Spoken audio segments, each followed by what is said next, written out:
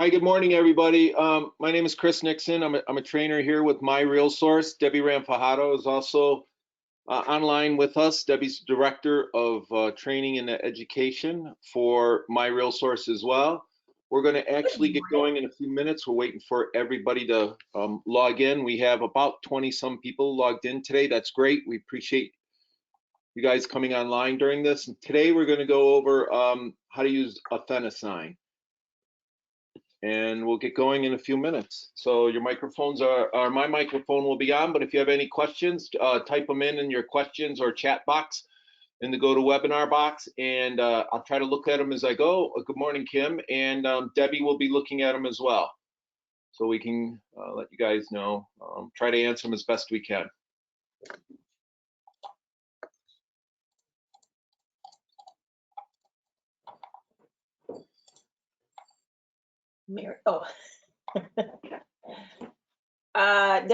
Kim has a question there, Chris. Are you going to go over marrying some of these docs?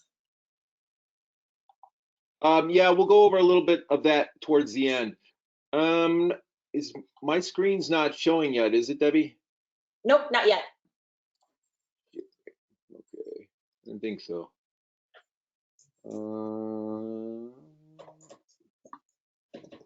I hit show, right? Yep. Yep.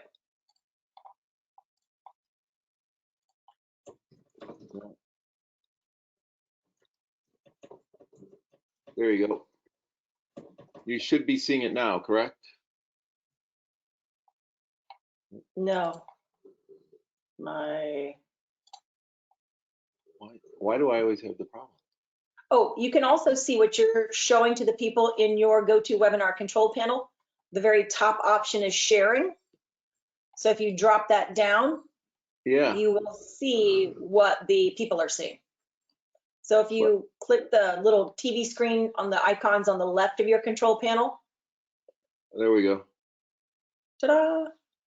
So what are you seeing right now? It's just the My Real Source logo with the digital signatures ping or little picture that I found off of Google Images. Oh, I know why. Okay.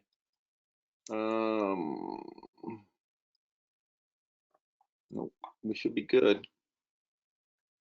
Okay. I don't want that. Oh crap, always have problems. Okay.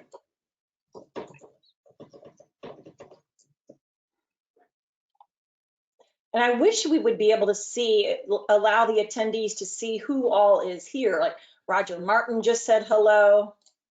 He's a good friend of mine. Like to bump into him down at War Water Brewery. Little shout out to War Water here in St. Clair. Okay, now I just lost my control panel. Give me a second. Yep. We are all learning new stuff. I know. Kim Fagali, don't you just love tech? LOL. I do. Oh, yeah. So Connie Dunlap is back with us again today. Good morning, Connie.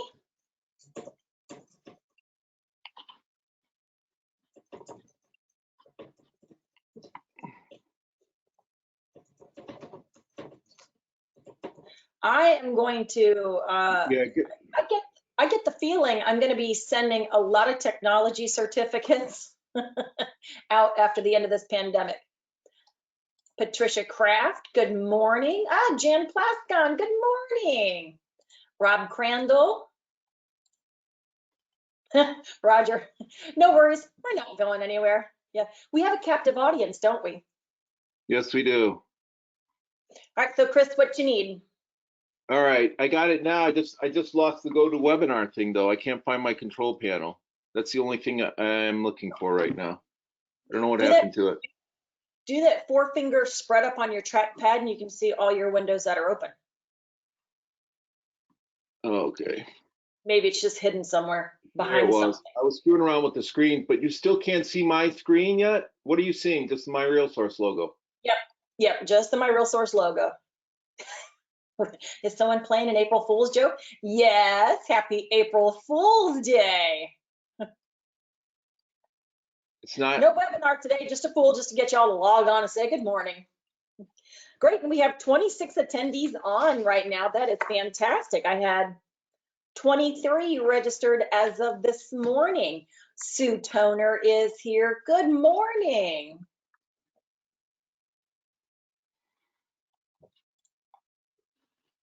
I don't know why it's not pulling up my screen.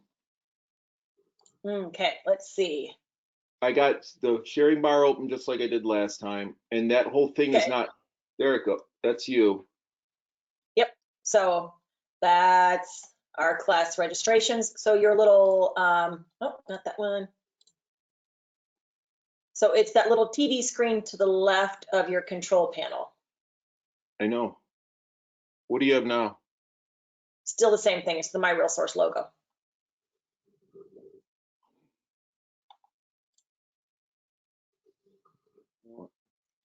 I'll take a screenshot. I don't want to open my webcams, do I? No, not your webcam. We love seeing you, but No. Why is it not pulling in the meeting? So let's see. I clicked on the screen. There we go. Do you have it now? Nope.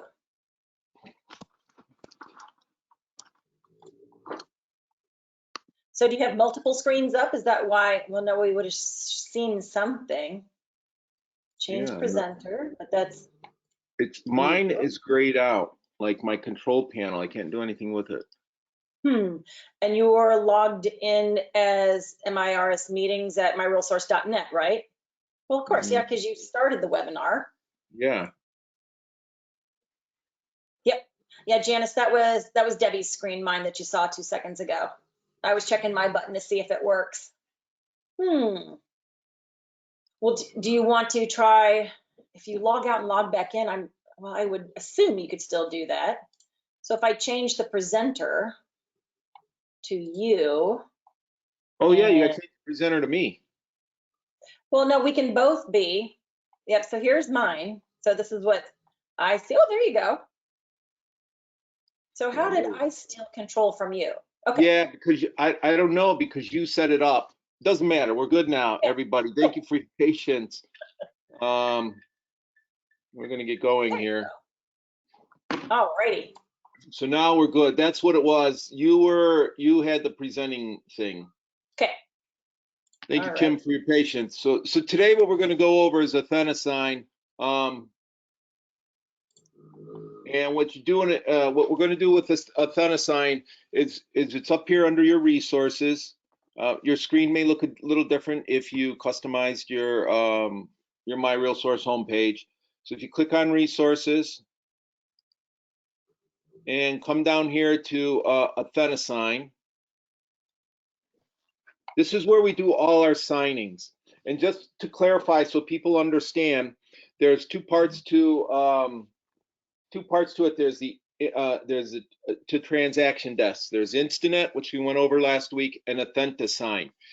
Authentisign is the legal entity that verifies the signatures went to the email, the time, the date, the place, and it was opened and was signed by that person assigned to the email.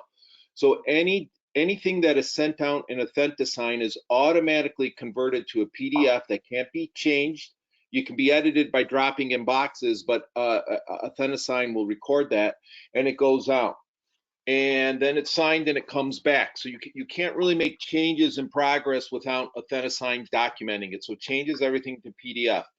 That is why, for those of you who know how to do it, or we covered it last week in Instinet, sending out the seller's disclosure as an editable attachment where the seller can go in and click on the boxes and put everything in, or any forms. There are some other forms you can send out as editable attachments. When you transfer, that's why they have to come back to you before you can send them out to be sent in Authentisign. It's a two-step process. So here we are in Authentisign. It looks the same as Instinet. You're over here on your left side is your dashboard. I don't know where that came up. E-commissions. Here's your agent dashboard. If you unlock it up here, just like in Instinet, you can move these boxes around and change them how you want. Add more or less. These green ones over here are where you will get all the forms and everything that you're going to be working with. So right now I have my forms box open. If I were to close that, it jumps back up here to green. I just grab that green box and drop it in here. Then I actually want it on top because I use it a lot. And you can make them bigger or smaller as needed to move these boxes around.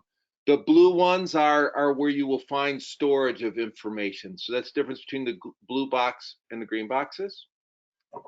Again, you can see what's going on over on this side. I have up any signings that I would have, any email documents, uploaded documents, transactions, they're all over here. And I also have transactions right here where I can, move them around and see what's going on. In these boxes on your home screen, everything in each one of these boxes, whether it's form, documents, transactions, whatever you have down there, they always put the latest one you were in at the top. So this was one I was working on last week, so it'll be up first. Same with forms. When I'm in these home screen boxes, it just puts them in. If I worked on this last form first, it would show up here first. To get to where you want them in a set order, if you just go to transactions, that's where it'll bring up the actual transaction page. And here, all you have to do is in here you can arrange them in different orders and sort them and filter them and all that other stuff. Same thing with our forms. I'll show you that real quick. If we go to forms, this is where they're arranged on our main page by all the areas where you have accessibility to get forms. Okay, no questions so far. We'll keep on going. That's basically your dashboard. You lock it and unlock it right here to make your changes as needed. Down on the left side, just like in Instinet, you have, if you hover over it for a second to tell you what you have, this is Transaction Desk. This is Authentisign. This is Instinet Forms, DocBox. You can do a task manager with this. That's a little more advanced, but if you don't have a way of keeping track of some things on a transaction, you can enter them in here and it'll give you a little boost, especially for newer agents that don't have a CRM or for working with a broker that doesn't necessarily have a CRM. If you're going to do some faxes, you can do it here. Your contacts. In order for Authentisign to work, your contacts have to be in here. So you can add them as you go. The biggest thing is you have to have a correct email. 2 people can share the same email. So if you had, for instance, if I was sending something to my mom and dad, they only have one email, but I would have to enter their names differently. And I'll show you when we set it up, I would have to drop Marie's signature in and then George's signature in. And they will actually get 2 emails, one addressed to Marie and one addressed to George, and they would have to go through and put them in, click where they need to. So you can use multiple people for the same email address. You have partners, and then right here is your setup. Setup, you always want to go through and check your preferences, make sure everything is, especially your user information, make sure that is all correct. Things like that. Emails, some of this carries over when My Real Source is notified that you're now a member of My Real Source. They take care of updating it, but it's never bad to go through and check it once in a while. If you do want to have an email signature, make sure you have something in this area. Otherwise, when you send out an email, it will go with nothing attached. Same with branding. If you're using the fax back cover sheet or some other stuff, you can drop in all that in this area if you're interested in doing that. So that's your user information and everything else through settings. That's under preferences. And then you can go through each one of these and kind of figure out what's going on and take your time and click through each one. I'm not going to go through them here, But we all have a little bit extra time. Now would be a great time just to click on them and see what's going to happen. I guarantee you, if you click on something here, you're not going to be, sucked up by Martians and taken away to Mars or something scary like that. Clauses, this is a real good one to get familiar with, as we talked about in the Instinet class. Here is where you create clauses that you can drop in on some of your forms and documents. So kind of go through that a little bit under your settings. In most applications that are online or on our smartphones or anything, wherever you see these three little bars, that always takes you back to main menu. So if I was in clauses and I clicked on that, that's going to bring me back to my setup portion, and it will always take you back to the one screen whenever you see those little lines. Some people call it a cheeseburger or whatever, but they're all over here as well. So that's what that is. And then, of course, if you have any questions, there's some great online training that they have. Some, if you have a very good comment that you want to send back to them, send it to my real source customer service, and they'll forward it, or you can talk to them, send it directly. I'll tell you this much: they do, this is an application that's being used nationwide pretty much. So they do look at our feedback that comes in, and if they start getting enough feedback on a particular topic, they will go ahead and make some changes. And there's some webinars and everything else down here. Chris, I got one question from Connie Dunlap. So she asked, how would you drop the clauses in? Now, I had responded that you'd show that in class, but I forgot that's more of the Instinet, the digital forms class. Yeah. So would you be dropping one in today? No, you can't do them in Authentisign. They have to be where there's a multiple line text box on your forms. Some forms you can drop clauses in, some forms you can't. Connie, at the end, if I have some time and you want and stick around, I'll show you that real quick. It's if you're familiar with it, it won't take very long to do. It basically, you just have to click on a box and it'll either tell you can or you can't drop a clause in, and then you select your clause and drop it in. And now would be a good time to let everybody know that Chris is teaching Instinet tomorrow afternoon at 1 o'clock. Oh, yeah, including Chris. I forgot about that class. That's right. We set it up last night. Yes, yeah. I'll be teaching Instinet tomorrow at 1 o'clock. And we will know how to get online a lot quicker. Yeah. Thank you, Chris. Thank you. So then from there, we're gonna start here in transaction. Back here to our main screen.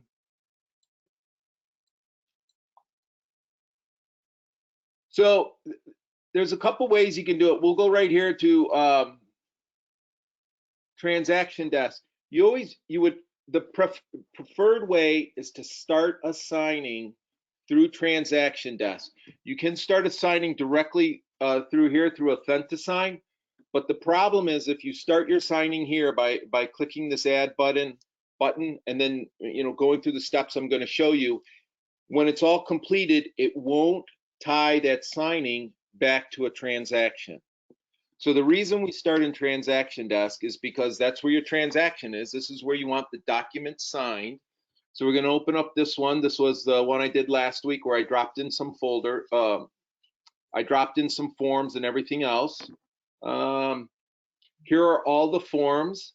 And again, I'm working in transaction desk. I'm going to start the signing from transaction desk.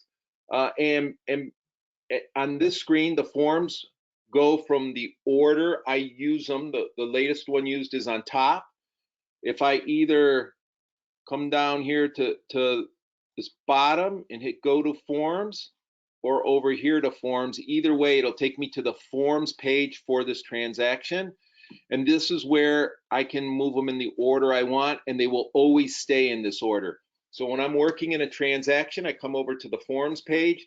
I always, when I first set it up, get the forms in the way I want them. That way I always know where everything's at. That's how it works better for me. Other agents may want to do it differently. So what we're going to do now is we're going to send some stuff over to them to sign and through Authentisign.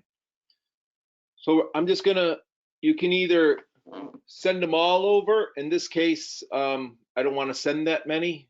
We're just going to select them. So we're going to do the lead-based paint. We got, oops, wrong one. Seller exclusive right to sell listing agreement. I think I got some stuff in there. We have an assignment of photographer copyright. That's becoming a really big form right now. I'm just going to kind of go off topic here a little bit. With us having to do so much stuff virtually, it's real important that if your broker has a form to sign copyright for photography, that you start using it. You use it for any pictures that you take that did not come off of your camera. The rule is, if you snap the photo, that photo belongs to you. So if your homeowner is providing you photos, you should be giving them some sort of, assignment of copyrights of those photos that allows My Real Source and all the other third-party apps to use it. If your broker doesn't have that form, talk to the broker. My Real Source is drafted up.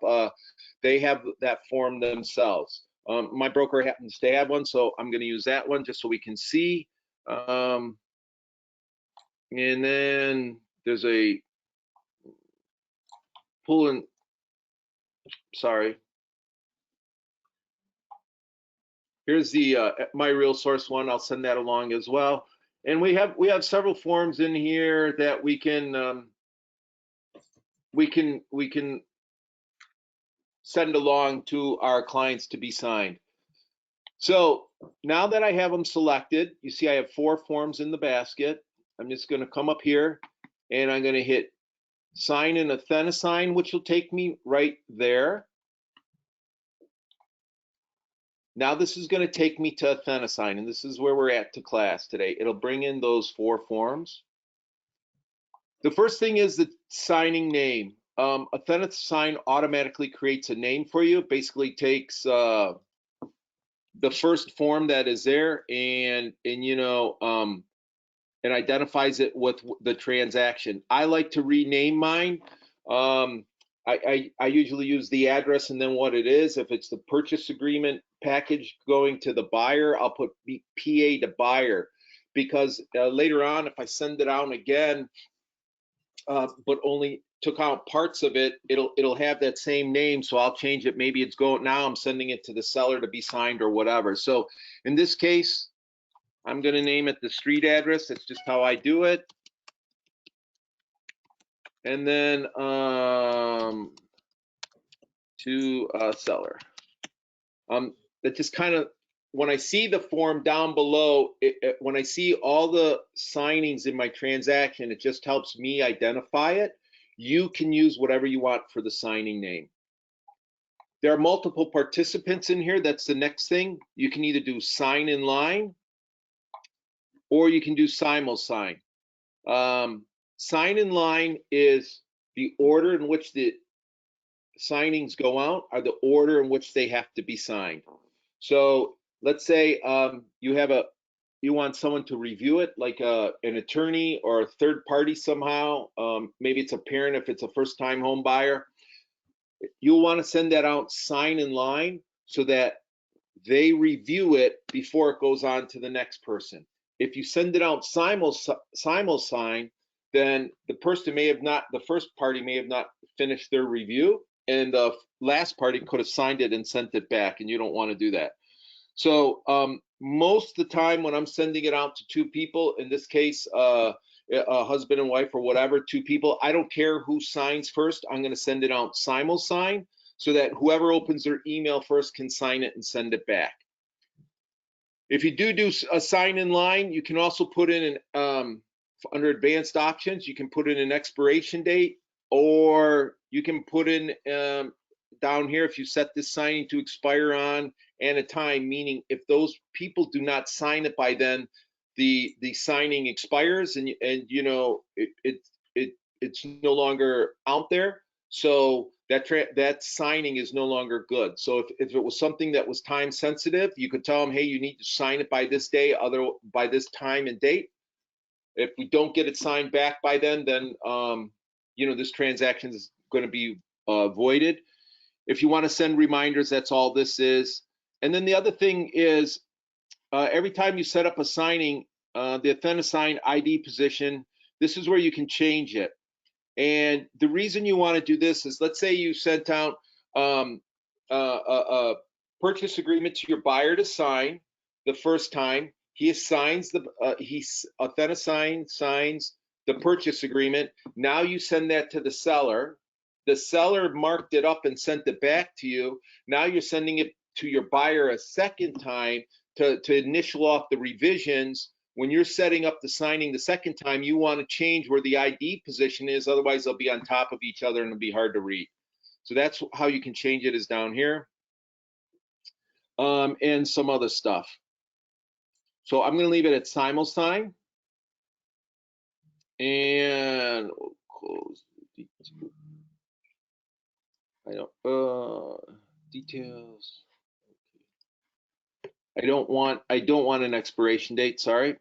Top left, and then we're going to close the details, and we're going to come up here to participants. These are, as you see, George and Marie, they both have the same email address, and of course myself. If they don't, you can always check to make sure that everything's correct on here. That's what that button is for. If you had to add somebody at this point, let's say you had to add an attorney, you would click here. You could either add a new participant, add from contacts if they were already there. You can put them in as a remote signer, in-person signer, reviewer, or carbon copy only. CC only is when everybody has for those of you who are familiar with Authentisign, when everyone has signed it and it's all a complete, and all the parties have their signatures or initials on it, then it'll finally go back to that person as a CC only. They won't get it when you send it out. So if you wanted someone to be just a CC only, maybe your broker wants to review everything, you could click them as CC only, put in their name, email address, a little bit of this stuff, and then it will go out. That's where you would add a participant, but right now, my participants are these three. I'm going to select them. George is a remote signer. Marie's going to be a remote signer, and myself is I believe myself is a reviewer, so you can see what that looks like. If you bring somebody in as a participant in Authentisign, they have to put one signature or one initial somewhere on one of the documents. So as we talked when we did Instinet forms with the whole witness thing, most brokers do not require you to witness anything in Authentisign. You're not there signing it. I can't see if my mom opens the email, if Marie opens the email, or if George opens the email, or Marie opens George's email. So I don't want to be witnessing those documents. That's what Authentisign does. So if you don't need to be witnessing it, and you're not going to be signing any documents, let's say you're just sending back an addendum that was signed by your buyer, and you're sending it back to your seller, don't include yourself as a participant. Otherwise, it'll say, hey, you said you were going to be a remote signer, but you're not signing anything. So think it through. If you're not going to be in there, if I wasn't going to be signing any of these documents, I would leave my box unchecked. But in this case, I'm going to keep it as a reviewer so you can see what a reviewer looks like. So close that. Your documents.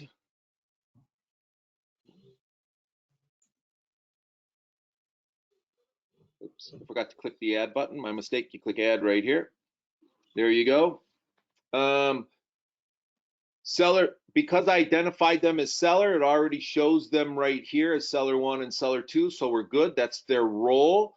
So on forms that are auto-populated for Authentisign, where you already have a pre-formatted signature block, then wherever it shows for seller 1 and seller 2, these names will drop in there.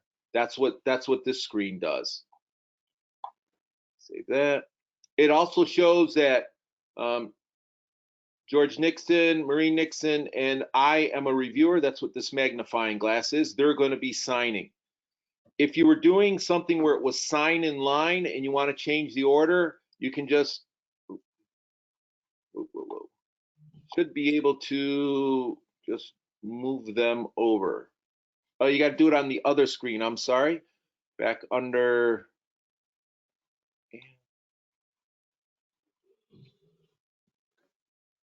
details.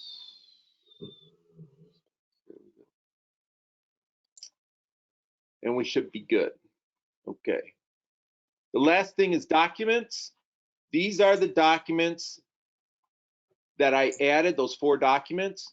As you can see, they all have little yellow boxes in there, which means they have areas where you can fill in or signatures will already drop in for you. I caution you to please check those, even though they automatically drop in. You know, sometimes they're not in the right place. You can change the order by clicking on these arrows. So if I want to make this one the first document, all I have to do is click on it, and then it moves to 3, and then 2. It's kind of cumbersome. Yes, Deb. Oh, I thought you said something. And then 1, and it goes all the way up to the first one and changes their order. If I wanted to remove a document, click on this X, and it'll take that one out. When they're saying all information will be permanently deleted, are you sure you want to continue? All it means is all the information attached to this signing will be deleted. It'll go back to transaction desk, and it will not delete the information that's on that document. So I'm going to hit OK. Hey, Chris. If I wanted to add something, another document, I just click Add, and here's where you can add. Like if I had a file saved that I needed somebody to sign, that was on my, that I saved to my desktop, you would just come in here and click Upload a file. Find it in my desktop. See if there's anything in here.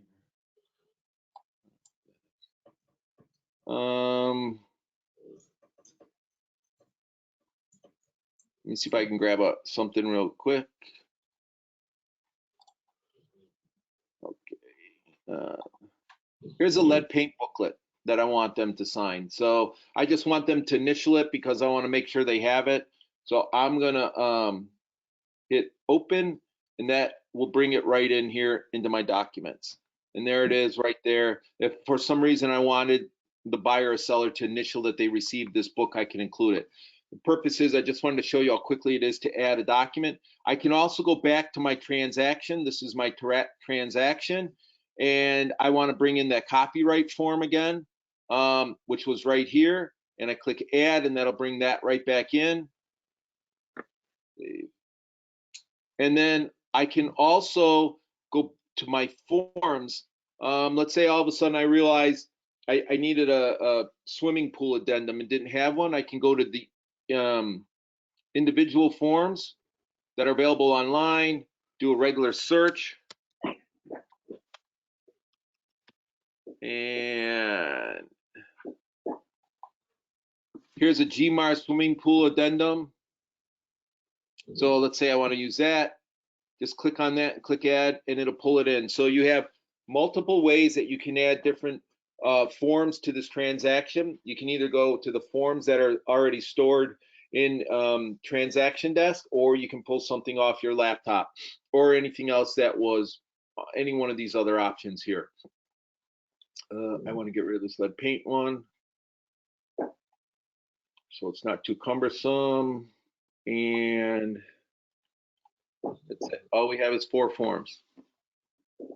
The next part is we go to here is we hit design, and this is where the forms come up. And you can see them. This is the order that they were in. Here are all the forms. Here are the signers.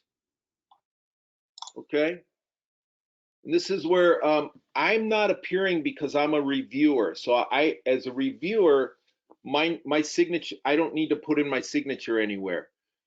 So there's different ways to do it. I always start at each page, and as I go through where someone's name needs to be signed, this is assignment of photograph copyright. It's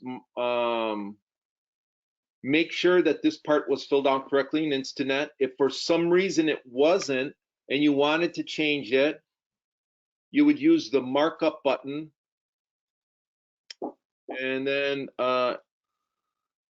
here's where you would put in a text box, type in what you needed to.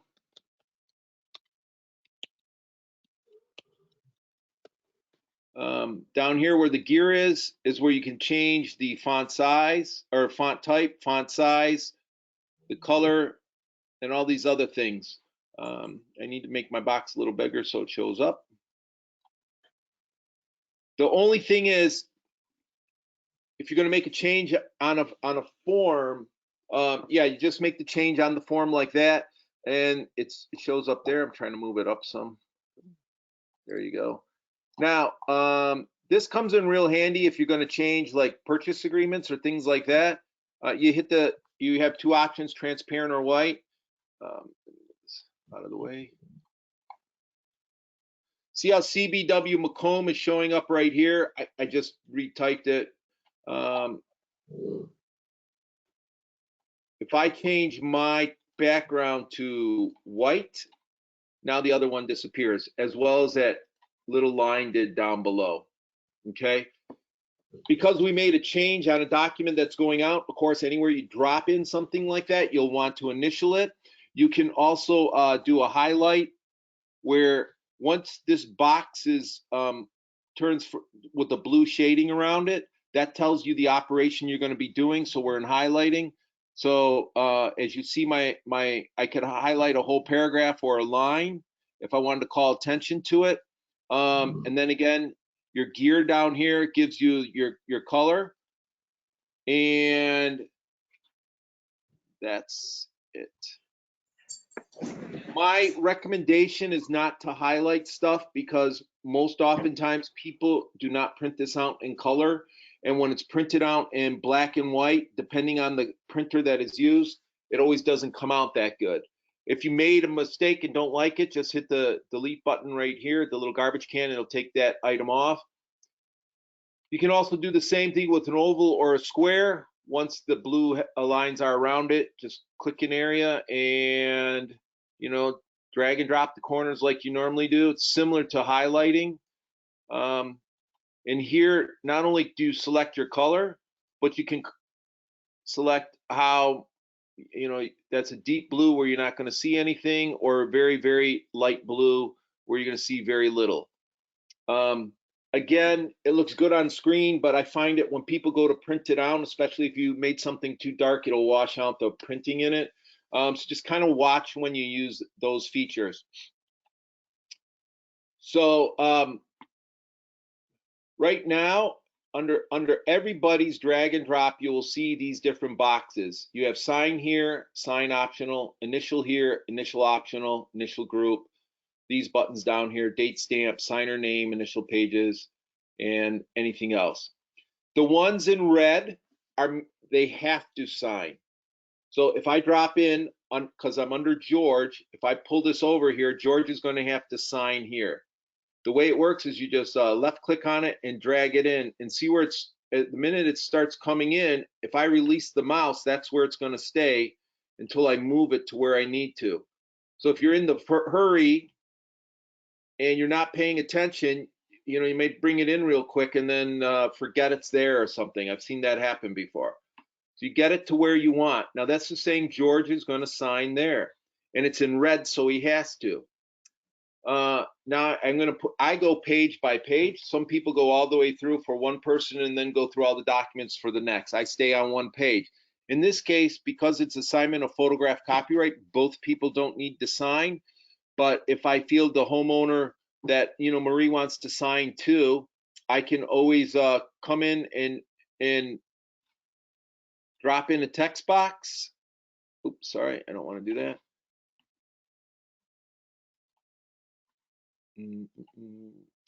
Mark up text. Put in Marie. And then I would just now do drag and drop and put her name above here. If you're doing something simple as adding a name, there's a much quicker way to do it. Because I'm big on having the printed name as well, even though it shows up here where it says sign here, you'll see what a completed document looks like. I like having it underneath. If you right click on any of the signature boxes, you'll see flipping them different ways, adding a timestamp, name block, or change signer. So I can just hit add name block, and it gives me the name block right. It came in up here. Oops. Just drag it down here.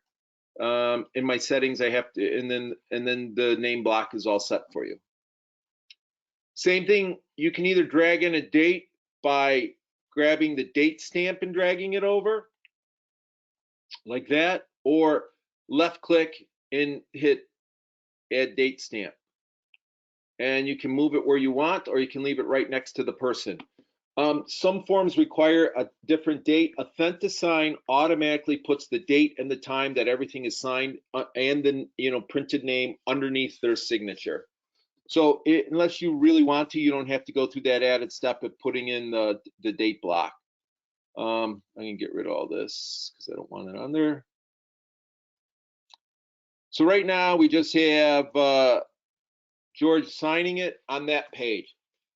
I try not to send out any documents where they have an option to sign it or initial it.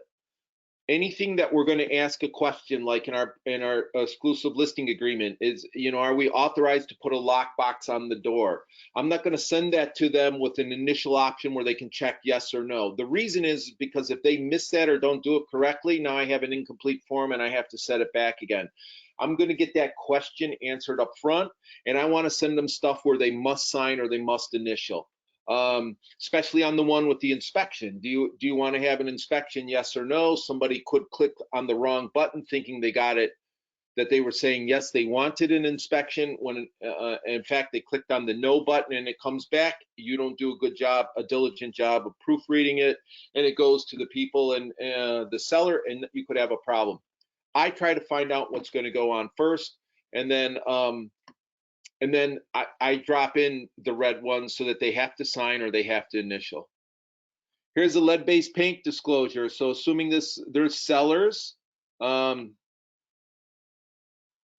of them are going to have to sign. So let's start with George. I'm working with George. He is going to have to put his initials up here because I've already spoken to him. So we're just going to drag the initials here. And I know that they have no lead-based paint, so I drag this over here, and B, he's going to have to initial here, and he has no reports. And then he is going to sign it right here. And if I wanted to put the date over next to it, I just left click, go add a date stamp, and then bounce this over here. Now I have to do the same thing for Marie. Come up here, click on Marie. Now everything I pull over there is going to be for her. She's going to initial right next to George, and right here as well. And you do have to put the X in for her also, otherwise it'll show up that she did not exit. And her signature. Hers is going down here. Now in this case, you see how both of them, Marie's signature is overlapping George. When those signatures go to them, because it'll go individually, Marie will only see where she has to sign, and George will only see where he has to sign, meaning he won't see this box here or that box or that box or that box or Marie's signature. It just gets hard for me to look at everything. So on this, if I right click on Marie's signature block, this is where the flip vertical. Now she's signing from down below. See where it says sign here? It just makes it easier visually for me to see that I have the name in the right place. Again, that was a right click, or I could hit flip horizontal, and I can move it over like that.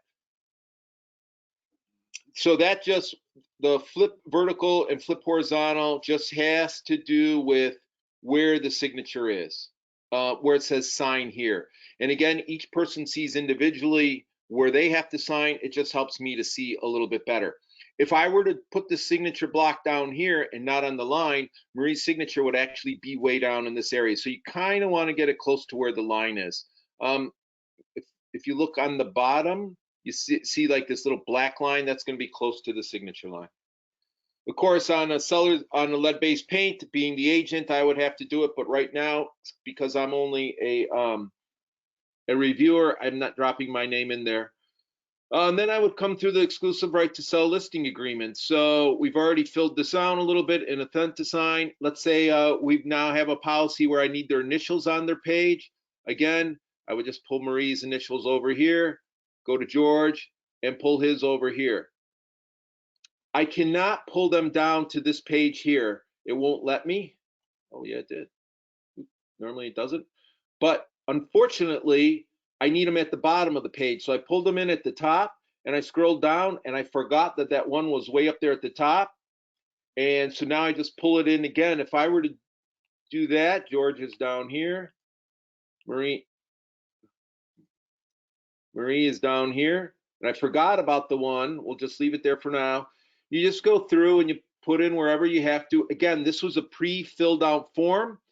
So Marie and George's names already dropped in there. They're in the right spot. I'm just going to flip vertical her signing and move it down just so I can see it better. And they're both in there. Again, that's where it was pre-filled out. Here's assignment of copyright photos. I could drop their names in there if I wanted to. I have Marie sign here on this one. And then we'll just add George in here as well. And he comes in here and he signs. If I needed to print the name, I could do the signature block underneath. Or if it was a company, I could create a text box and add a company in there. That would be all my forms. They're all created. But what I always do is once I'm at the end, I slowly scroll back up and make sure everything's where it needs to be. Because once it goes out and you realize you forgot to put a signature somewhere, you can't bring that form, try to just edit it and send it out. Authentisign will treat it as a separate signing. And it could look a little, it doesn't look good when you send everything out to be signed and it all comes back approved. And then you send out one more document, it'll have a different timestamp of when that one was signed. So you want to make sure it's as complete as possible. So when I get to the end, I always go through and make sure everything's where it needs to be.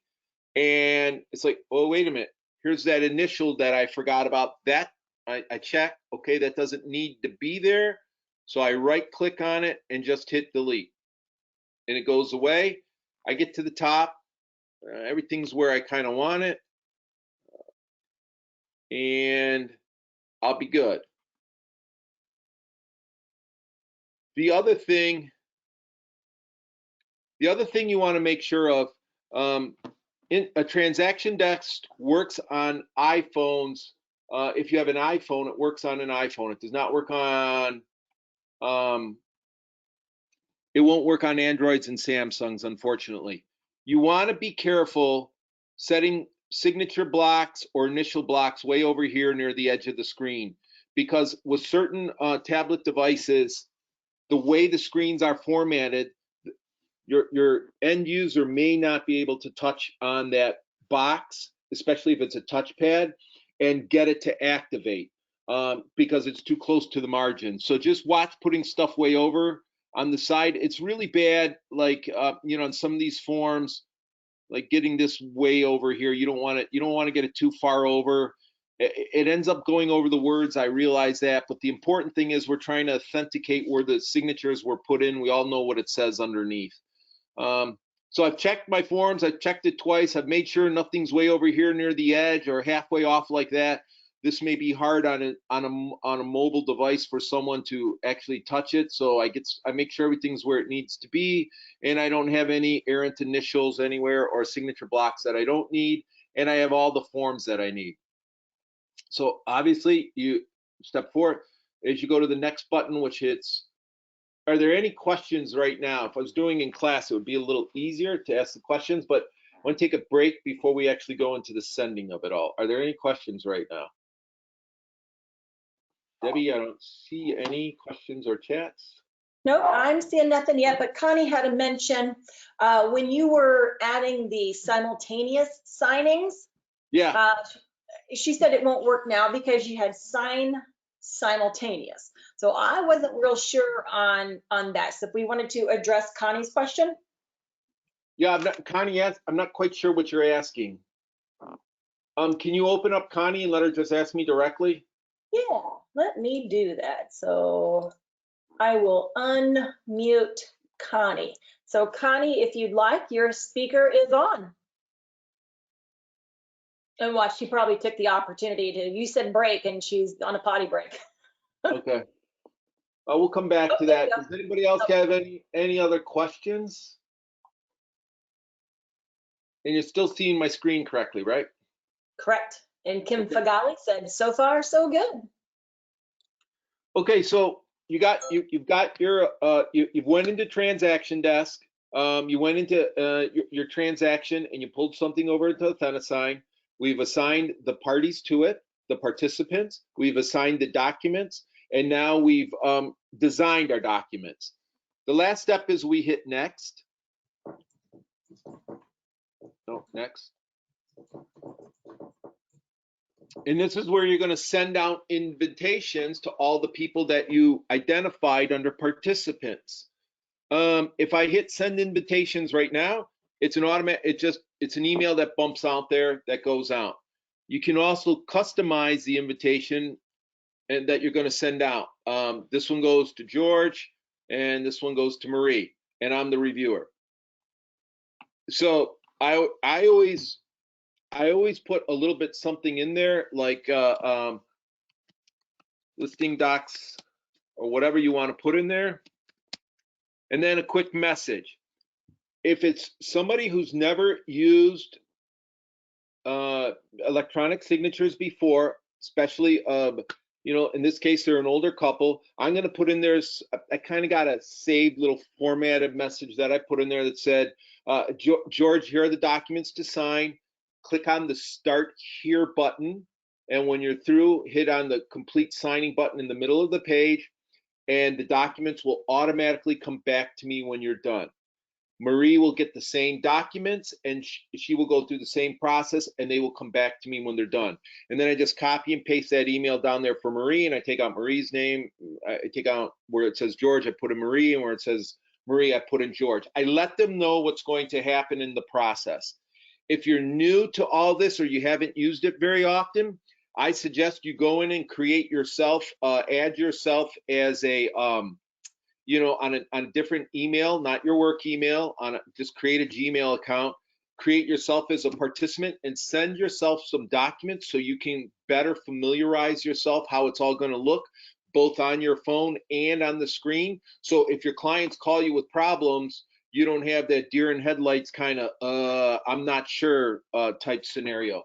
There are several little quirks with the system that you kind of encounter along the way, and so that's why first-time users now, when I'm sending them something to sign, I'm going to put a little message in there. I'm not just going to send the invitations to them cold. I'm going to kind of walk them through the process. Because it is a little bit of a canned thing, I can whip out pretty quick what to say. It's up to you what you want to do. Some of my other clients, especially my investors, I just hit send and it goes right away to them. They know what to do, and usually within a couple minutes it's back to me. So if I did want to send a message, you would just type it in like any email.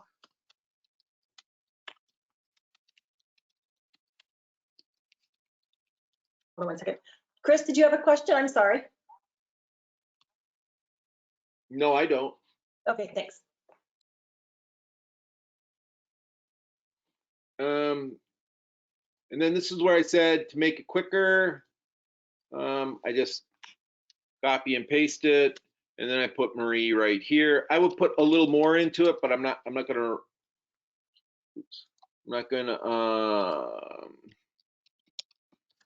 bore you guys with that part of the message. And then being the reviewer, I'm going to get an opportunity to review this. Now, I do want to, I'm going to save what I have right now. but I don't want to send the invitations because I realize I'm on Simulsign. So as a reviewer, I want to review the documents first before they go to my clients to sign. And I realize, oh crap, I put it in wrong. You can still go back and make changes before you hit send invitation. So I'm going to hit close. I'm going to come back up here to participants and close that. Participants. It's all right. I'm the reviewer. I'm the listing agent. Close that. And I want to change the order I'm in.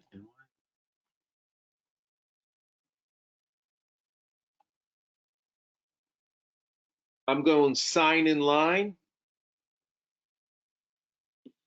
So I'm making it sign in line, which means even though I'm not signing, I'm the reviewer, so I'm going to have to be first. We'll close the details and go to participants. And I'm going to, because, show you this again. Under Simulsign, and we go to participants, I know I'm jumping on the screen. You'll see what I'm talking about. There was no place order here because it does not matter. That also tells me I'm in Simulsign, which means all 3 emails are going to go out at once. And as each individual participant signs them or reviews it, it's going to come back. I don't want that. I want to be first or the reviewer first. And because there was no place order under here, I come back up to details. And now when I hit sign in line and go down here to participants, you see how sign in line now put 1, 2, 3 underneath them. So this says that the emails will go out in the order that they are in, and once this person signs it, then the email will go to this person and this person. In this case, I want the reviewer to be first. And once I, as the reviewer, or maybe it's an attorney because you're dealing with an estate or something like that, you want the state wants the attorney to look at it first, or a trust or something, maybe whatever the case is, you want somebody to look at it first, or you want somebody to sign it first and then go to somebody second. You would set them up like that. So I got the order in which I want them. I come all the way down here to the design. That should be all set. And we hit next. My invitations are still there, but if you look at it now, remember last time as the reviewer in Simulsign, I was the last one. Now, as the reviewer, I'm the first one. I could put in a subject or a message. So it automatically changes the emails in the order that they are in for sign in line. Now, when I hit send invitations, it's going to send the invitations out to everybody. And just hit OK. Let it load up. So here are my signings that I currently have in progress. Off my main dashboard, if you go down to Authentisign, these are your signings, and I go to signings, I will see that these are all the signings I've had or are in progress or whatever.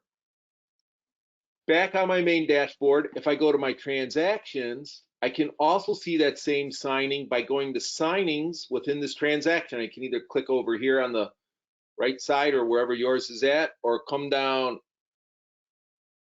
here to my Authentisign. That's this one right here. It tells me it's in progress. I'm going to click on it. Okay, so what this screen tells you is the type of person, obviously reviewer, signer. This speedometer tells you if it's been authenticated or signed. Authenticated means they've opened the email, and signed means they've done what they've had to, and it's gone on to the next person. And I'll show you what that looks like real quick. I gotta open my emails, but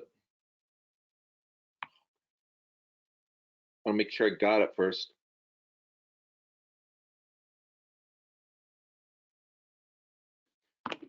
So if I were to open my emails,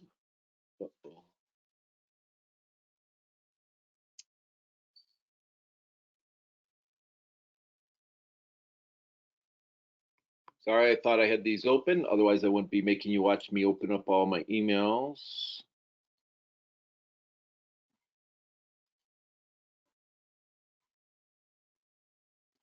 Right here is the email right here. It says, it comes from me, Christopher Nixon. Please review documents to the seller.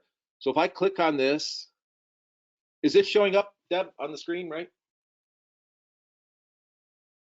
Debbie? Did I lose you? Yes, Chris, sorry, I'm on a phone call too. All right, is Tech this support. my email showing up on the screen, right? Yes, it sure is. Okay, so right now, because I'm a reviewer, it says my name and, reviewed the signing. All I have to do, and again, because I have my photo, my signature block in here, this is how the email will look. All I do is click review signing.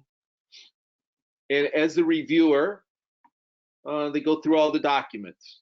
I also tell my clients when I send out the initial email that they're going to get this box that says that you agree to the terms and service. And so, tell them that they're going to have to accept it.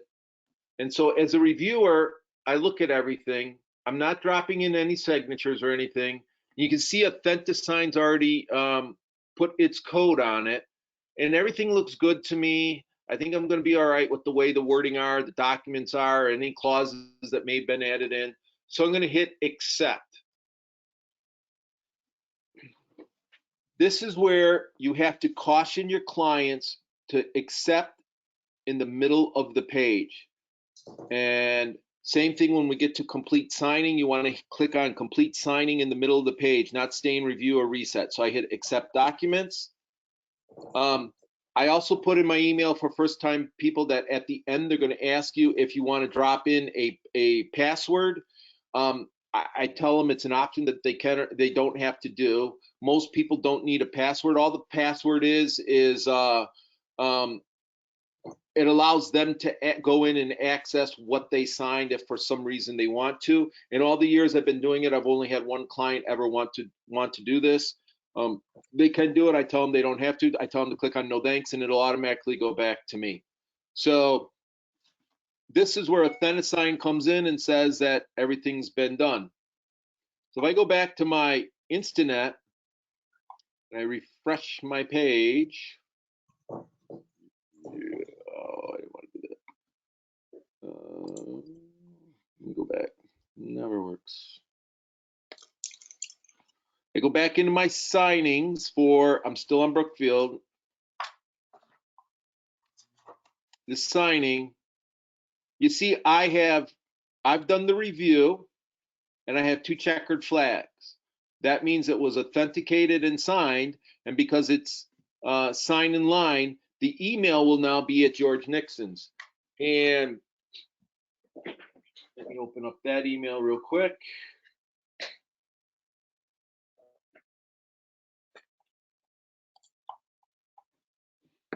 So if I were to open up that email, you see right here, Christopher Nixon listing docs. Oops, right here. And this came from Authentisign and says, hello, George Nixon. Christopher Nixon is inviting you to sign. And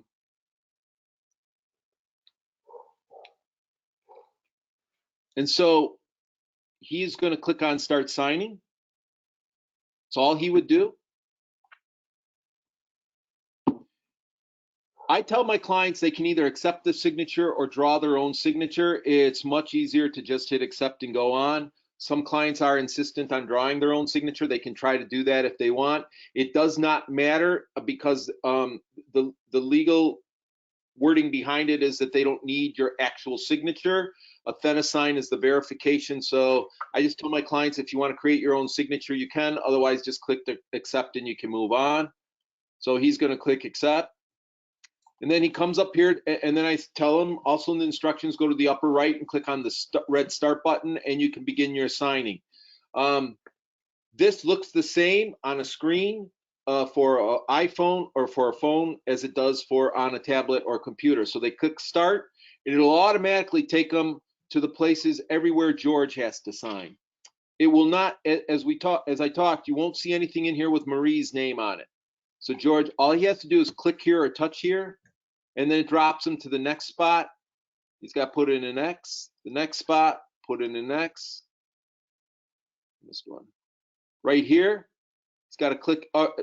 When I put this X in here, it automatically took me down here to this page, and down here to this page, and right here, and right here. And then it bounced me back up to this one that I had missed. If I try to send it or they try to click on next before everything's signed, it won't allow them. It'll tell them you still have one more to do. So once he clicks here for the final time, it's going to hit complete. This is what screws up a lot of people. They have to hit complete signing in the middle of the page for it to come back to me. Otherwise, I gotta go back now. My refresh button, I have problems doing that. So come back in here and go to signings. This is what it'll look like. See, I got a flag for George, but I don't have that he signed it because on his email, he never clicked that last button. He never clicked the complete signing. And so on a phone, it's really hard to see this because it's in the middle of the screen. They have to come here and click the complete signing for it to come back to me. So your client will sit there and go, I signed everywhere, I hit complete. I don't know why you don't have it. You almost have to show them this and walk them through it to tell them to hit complete signing in the middle of the page. Now it will jump. Not only will it go to me, but if you recall when I opened up my emails last time, there was no email going to George. And now if I check my email, it takes a minute. But now you're going to see, because George and Marie were both using this email address, you're going to see that second one come in for them. And it's not in yet. It takes the system a minute.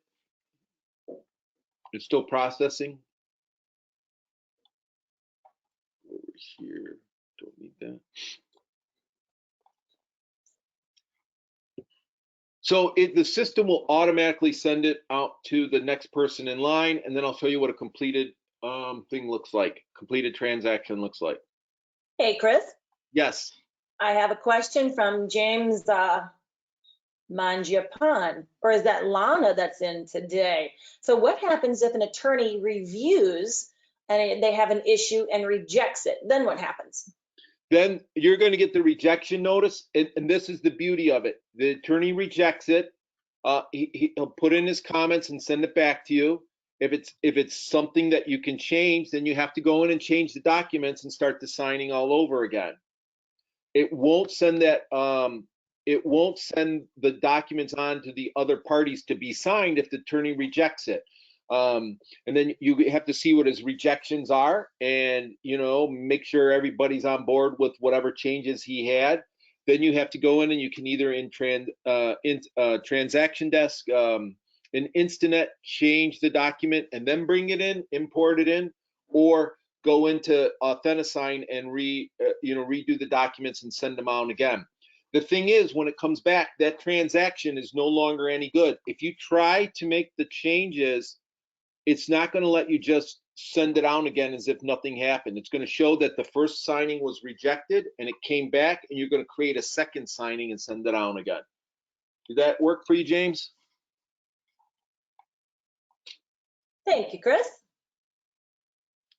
So that's why you want to make sure, if someone's a reviewer, you want to make sure that they have it in, you have them in the right order. If you send it to your clients first and they sign it, and then the reviewer kicks it back and says, wait, I want to change all this, well, you've already got something signed. So the system's taking a little while for this to load up because George is still showing, it's still waiting. I don't know why. Still processing on this end. Maybe everyone's doing their transactions today, yippee. But it hasn't gone through. And until it clicks itself through, it won't send that other email over to Marie for her to sign. So I don't know why it's taking so long. I'm going to close that and hopefully that'll help a little bit. So until it happens, until Instinet recognizes and sends it back to itself and everything's okay, this isn't going to change here, and Marie's not going to get the email. So if you're waiting on something, if you're waiting on it, it's like, hey, why didn't I get it back? Because what I will see in my email, in my inbox, is this was the one that came to me for a reviewer, and this was the message that says the reviewer has accepted the document. Okay, so that lets me know that, well, I was the reviewer in this case. The other one has not gone through yet. Otherwise, I would get a notification from Authentisign saying that George signed it, and then I'll get another email saying that Marie signed it. So I don't know what's going on today with this, and I'm at a loss now. Oh, the joys of live webinar, huh? Yeah. That with the reset. Copy CC. Add a CC again is once you have all racing flags here, that person will get the CC at the end. And let's see the history. What's going on with that? New documents added. Accepted terms of service, consumer disclosure. So this was the last action that Authentisign is recording, was that George has agreed to and accepted the consumer consent disclosure, but it doesn't show that he signed it yet. And let's see if we can find out what's going on with all that.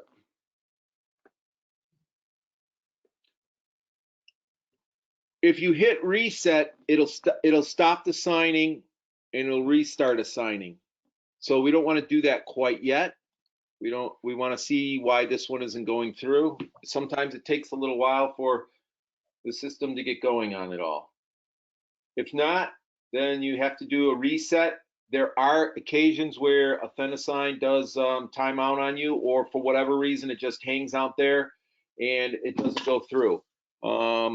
And you have an incomplete signing. And I hope this isn't one of the times. Let me see what we got. One more time. Debbie, you guys are really testing me today. That's how we roll sometimes. Our membership wants to know that, when the system does give us trouble, even the guys who know what they're doing have a little bit of trouble. Doug, you're saying George left a checkbox? All right, let me go back and check that. Thank you. I didn't see that, but I will go check that again. Okay. And James asked, is it better to send a PA directly to the reviewer before going through Authentisign? It all depends. It all depends on the relationship. It all depends on the conversations you've had up front. The reviewer may just want to kind of look at it real quick, and then by sending it, you can send it to the reviewer first as one signing, and then send it out to your parties afterwards. The reason you include them all in one signing, if you're reasonably sure the reviewer is not going to have any objections, and once the reviewer clicks OK, it goes to the next person and the next person. So it all depends on the circumstances. If your broker has a policy on that, or your conversation or your comfort level that the reviewer is just going to say, yep, this looks good, and go through with it. If you think the reviewer may reject it at any reason, just set up a signing, send all the documents to the reviewer, and then just let them do their review and get back to you. And then once it comes back, take those same documents and send them all out to the participants to sign. So you missed a checkbox. Let's try that again. Start here, here. Oh yeah, I think when I was screwing around, I took on a checkbox. Here, here, here, here, here. Hit complete signing in the middle of the page. No thanks. There it went through. Thank you, Doug, for finding that. Yeah, I think Doug, Roger, and Sue Yep, all mentioned it. Thanks, gang. That. Okay, so now we've got some experienced people on there, so that's good. That know how to use this. Appreciate it. Thank you for your input.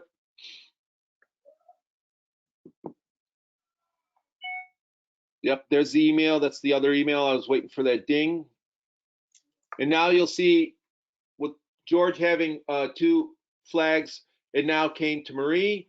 Also in my email, I got an email that said George Nixon has completed his signing. So if you're waiting and waiting and waiting, and it's like, gosh, why don't I have the other one? You check the dashboard and you don't see it. You know who to call. I don't have to call George, or in this case, I could say, hey, Marie, I need you to sign. I need you to sign it. Especially if you got a group of investors, got 2 or 3 people that need to sign something. You can get with them and say, hey, have so and so sign this. So it went through, and just the same process, so we can finish this out. Here's the email to Marie. She's going to start signing it. She's going to do the same thing that George would do. Accept it, and this time we won't miss a box. Because we were sign in line, she will see that the person in front of her, if it was multiple people, already initialed and signed where they were supposed to.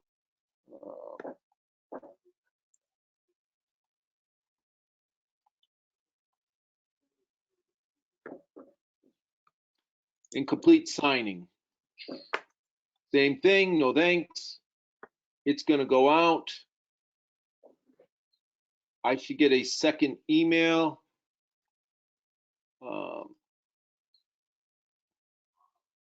There it is. Nope, it hasn't gone through yet. Well, in a minute it will. And then if I were to do this, look at this one here, then it would show all my flags. I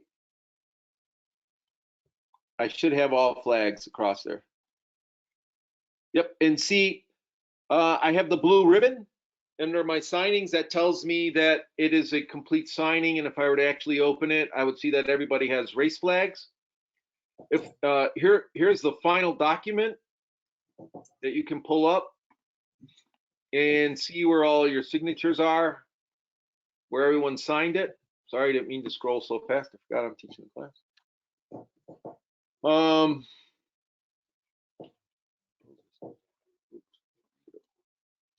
Sorry.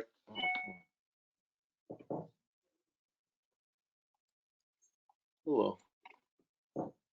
You can upload it or view it as a PDF close.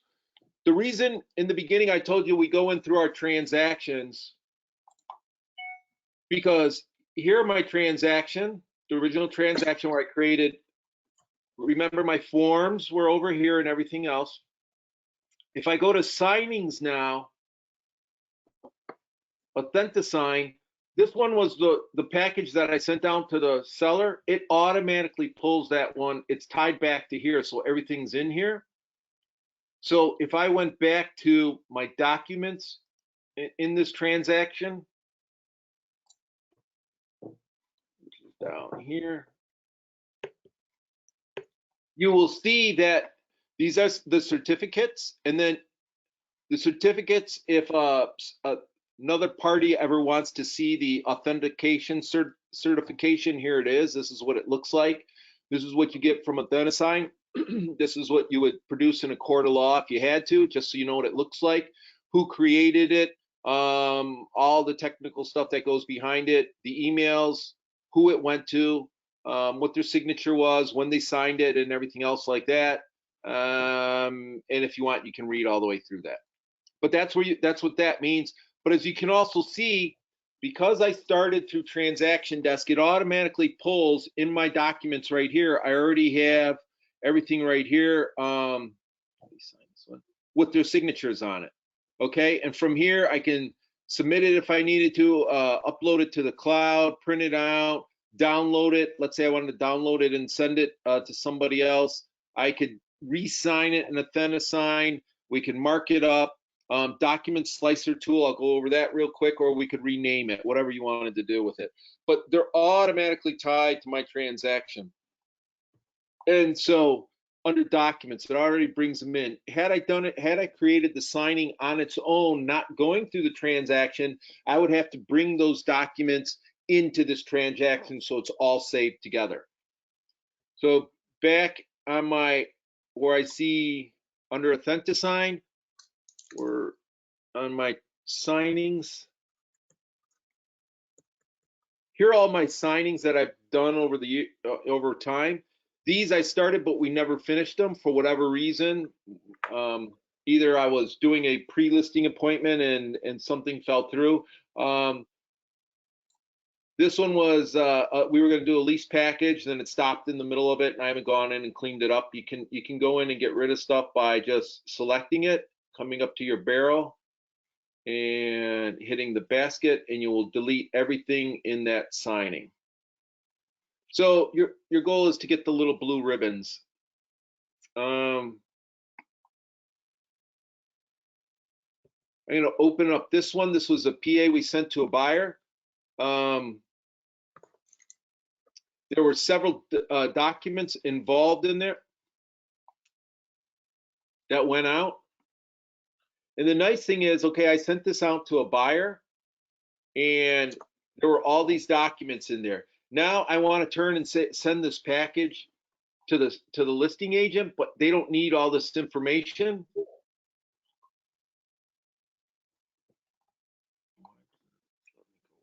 Hey, Chris. Yes. I had a question I missed a couple minutes ago. Douglas Thomas asked, if you do agent signing on the lead-based paint form, at this point, will it reset the form? So that was 3-4 minutes ago. No, so if once the form goes out, you cannot add or delete a signature to it. You can either sign it or reject it. So if you sent it out and you forgot that it needed to go to the agent signing, after you hit send invitations, you're going to have to send yourself, you're going to have to send to the agent that form to be signed. Now, if you want, that's another reason why maybe you want to do it sign in line, because you can have the sellers sign it first, and then it'll come to you for your signature to go on it.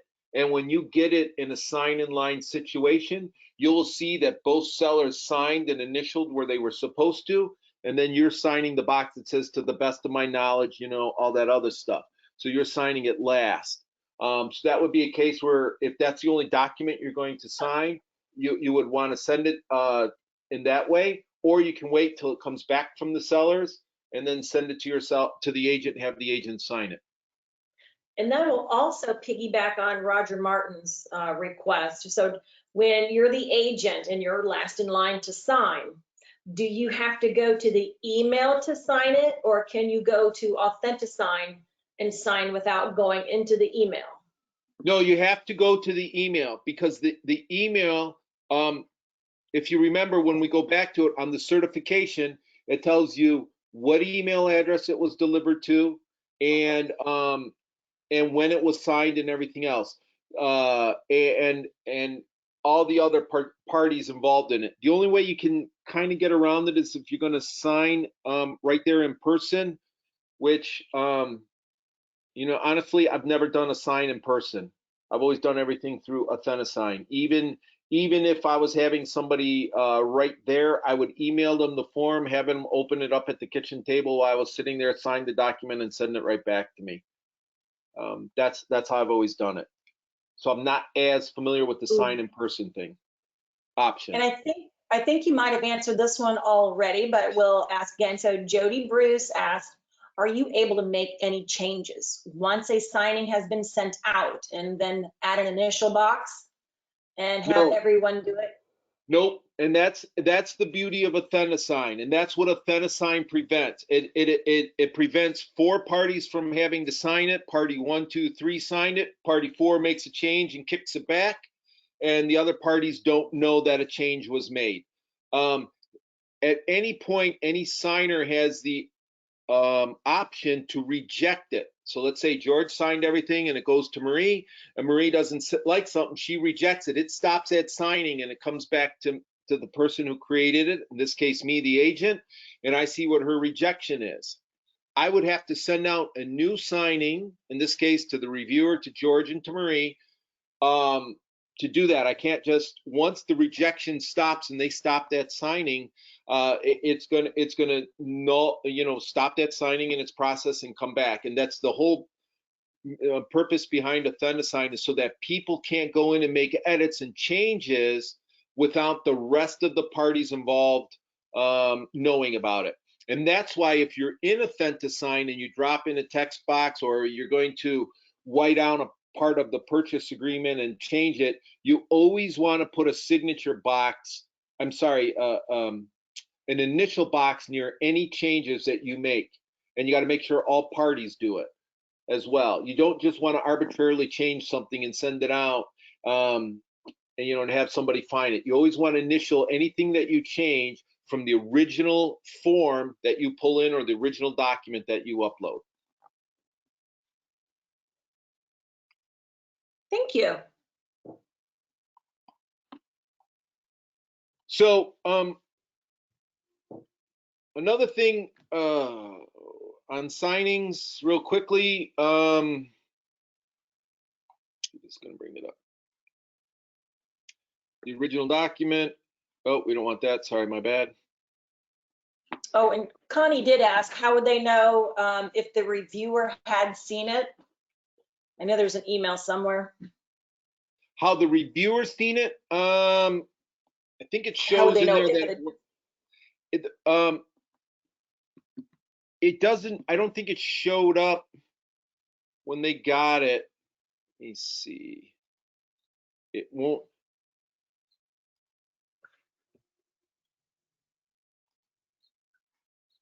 So I don't think I can go back to Marie and let her sign it. See, it doesn't give Marie the option to go back and re-sign it. So I think it shows that the reviewer looked at it. So again, I opened up Marie's email right here. Oh, it's already open.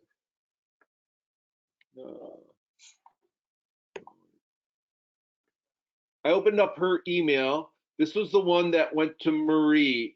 It said, "Hello, Marie, please, please sign it." And it said, "Start signing." Initially, I clicked on it, and it took me to Authentisign, and she was able to sign it. Clicking on it now says, "Hey, you can't sign it a second time. It's already gone through." So I can't go back and check it from that way to see what it looks like. But I thought it said that the reviewer had looked at it when it went to the next person. It does show that everybody else signed it, where somebody else was supposed to sign it. See the file. Oh, sorry about that. I'm on the wrong Instanet. And plus, doesn't the original person who created the signings, wouldn't they get an email stating that the reviewer had seen it? Yeah. So here's my emails right here. In this case, I was the reviewer, but if you look after I reviewed it, here's a signing update. It said, "Hello, Chris. Just to let you know, an action has taken place on your signing. The reviewer has accepted the document." So I, as the creator, know that the reviewer accepted the document. And considering that I'm also setting it up in line, the other people, I'm going to put in their email. If you get this email, that means the reviewer accepted it and is okay with everything, or your attorney, or whatever you want to name that reviewer as. If I go back into my email, here's another signing update. This is after George accepted it and signed it. And then I get another email signing here's where Marie accepted it and signed. So if Marie would have rejected it, I would have gotten it would say signing update, and it would have told me that so Marie rejected it. And I'd Okay. call her up and ask her why. And then I get a final email from Authentisign saying, hey, this whole thing is complete. And you can save or print the documents to the links below and everything else. Here's if you want to download a copy of the certifications, you can pull that up. You can do it from your email or go back in the transaction desk and open it up and they're right there. Okay, Connie also wants to double down on that question. Oh, okay, so you, the creator, knows that the reviewer has reviewed it. How would the client know their attorney has seen it? Is that between the client and the attorney?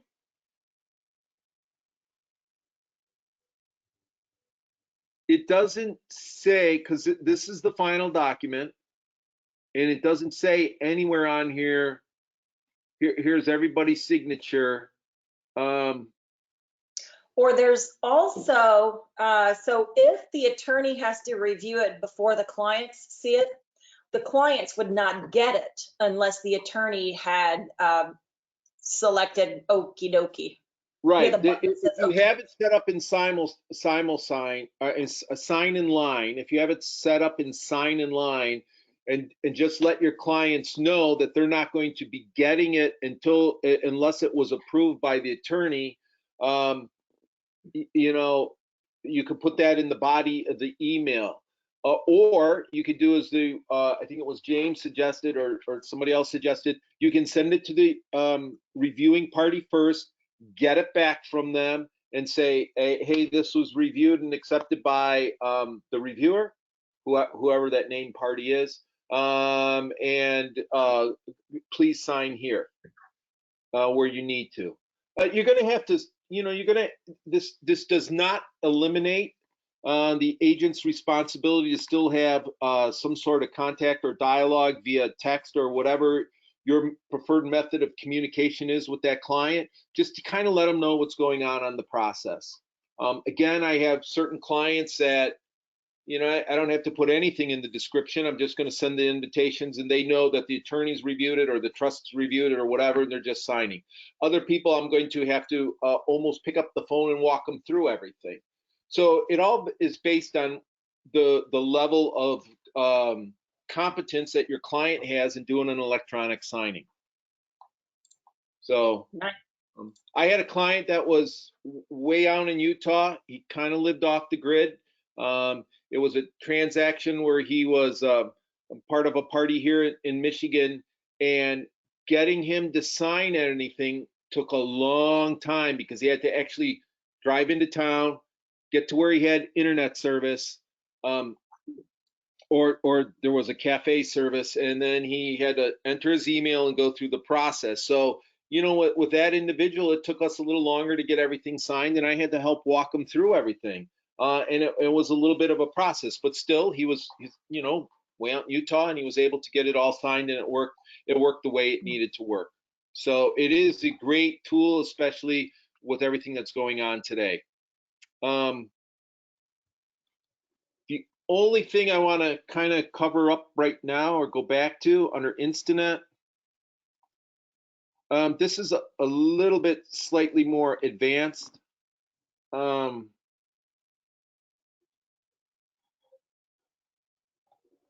Under contacts,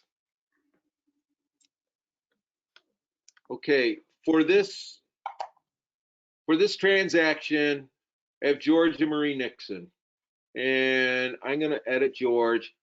Here's a transaction contact.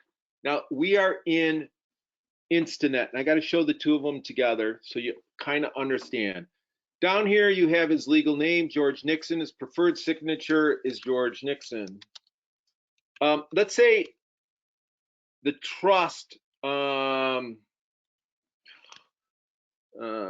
estate of George and Marie Nixon.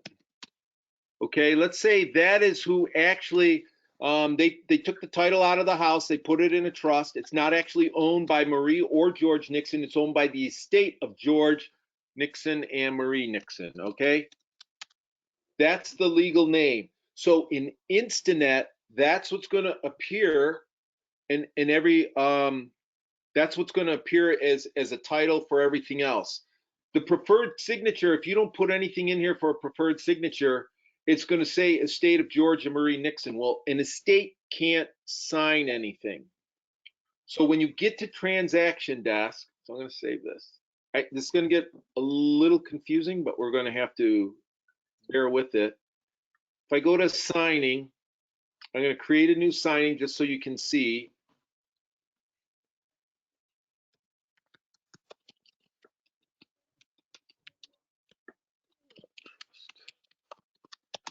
And this is going to pertain mostly to those of you who deal with trusts, estates, or something like of those sorts.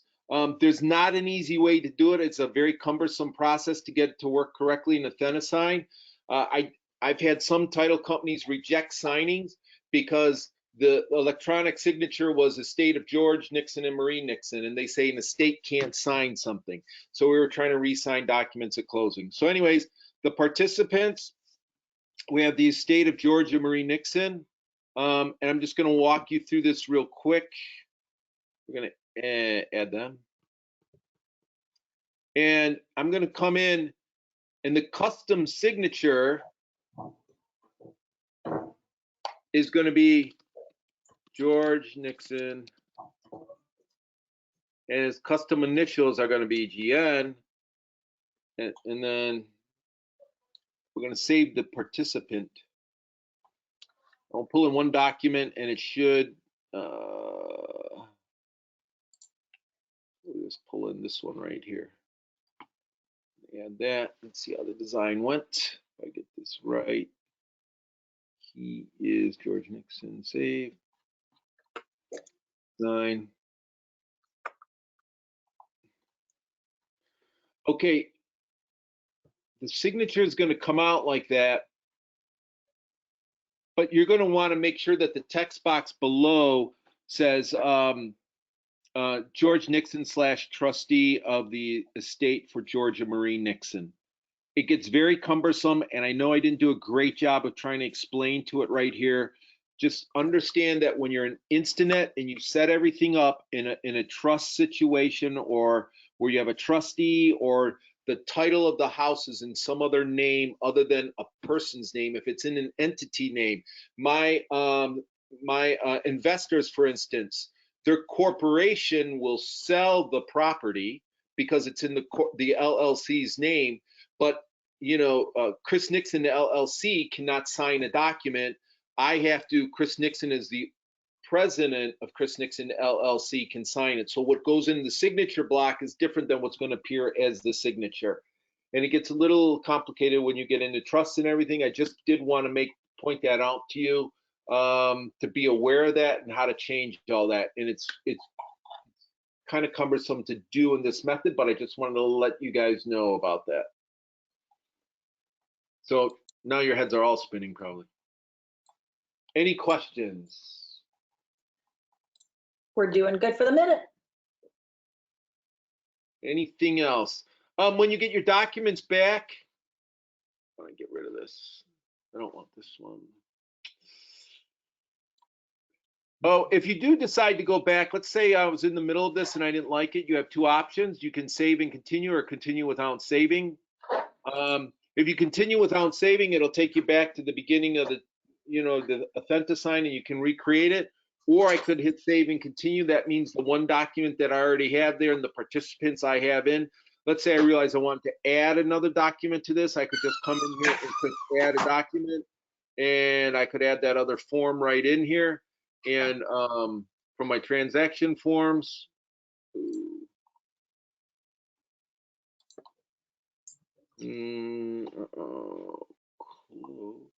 sorry, not from the, I want to add from this one, from here, and we're going to add the seller's disclosure addendum. Let's just say we hit add, it brings that document in. If my participants were set up, it doesn't change the participants or anything else. Then I would go back to the design and start bringing in names and all that. The one other thing I wanted to clarify, the difference between the red X and the blue X, where you put in a red X, they don't have to click on that. It automatically appears when it goes to them. This button right here is called a radial button. And this is a perfect example why I don't like to use it, because they could choose the wrong one. If I drag it over here and drop it right there, and it gives me an option that they can click on one or the other. I don't want to screw around with it. I've already talked to them, and I know that they don't have any reports pertaining to lead paint, so I'm not even going to give them the option of a radial button, because if they click on the wrong one and don't realize it, they can only click on one. So if they click up here for this option, then this one won't appear, and if they click here, that one won't appear. I don't want to give them that option. I'm just going to put a red X right there. Seller has no reports, because I've already talked to them about it. Again, the red X means when they get it in their Authentisign package, it'll automatically appear as an X. They don't have to click on it. Hey, Chris. Yes. I missed this one from Connie a minute ago. So when we were talking about the trust names, she asked, couldn't you click on the gear and print the trust name? So in Instanet, when you set it up in Instanet, and I called them on this, and it's always been, the easiest way is in Instanet, you go in and you can't just hit the print like that. It doesn't work. In order to get we're trying to get a signature or a name in the box under where they're going to sign, because in a lot of title companies like to see printed names underneath the signature. So if it's a trust, it's going to have to say under, like, I'm going to go back to Georgia Marie, George Nixon / trustee Georgia Marie Trust. That would be under the signature line, because that's who's going to be signing it. So that's who I'm going to put in as what their name is, their legal name. And that's what's going to appear in Instanet when I first set up the forms, wherever there's a signature block. I'm going to go back, and I'm just going to continue on so that you can see. Then once the forms come into Authentisign and I go to send it out, I'm going to go into George Nixon, where I had George Nixon /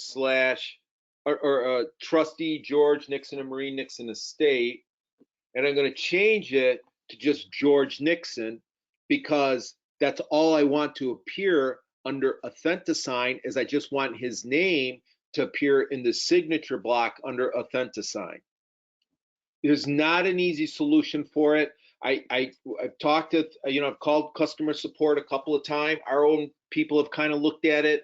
Transaction Desk does not allow for a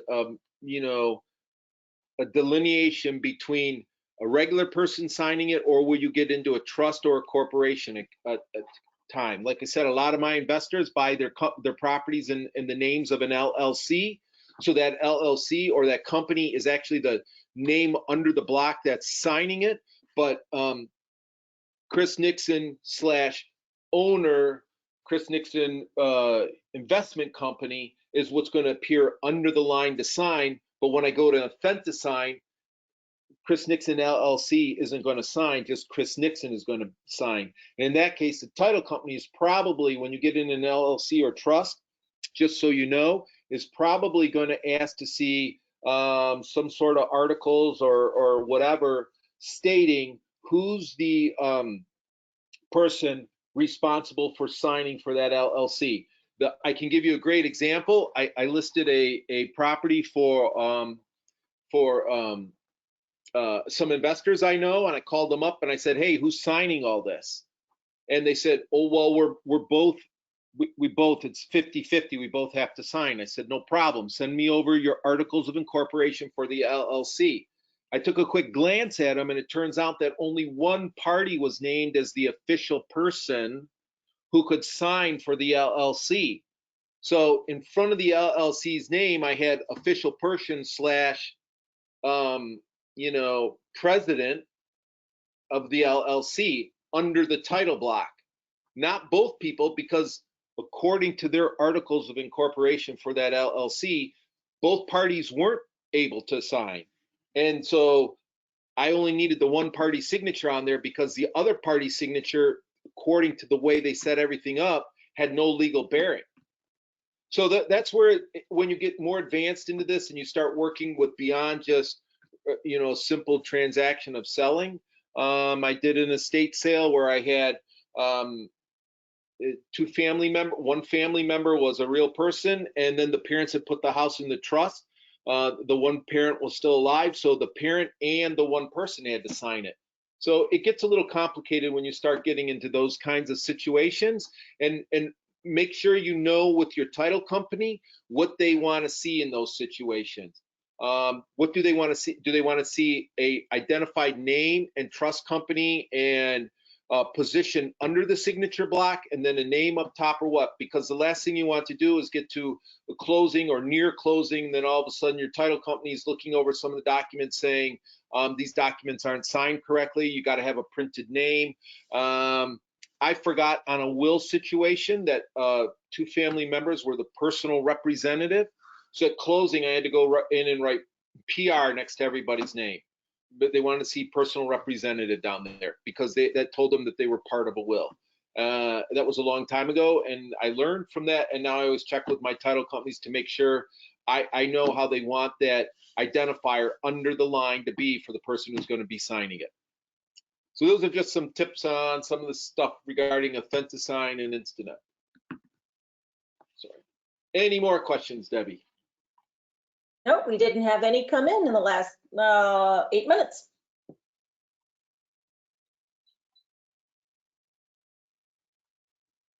Looking good. That about covers everything, doesn't Kim, it? I know you don't deal, I'm kind of looking at some stuff here. Kim, you may not deal with lawyers in the States, but you may be dealing with investors down the road, or somebody who bought a property in the company name.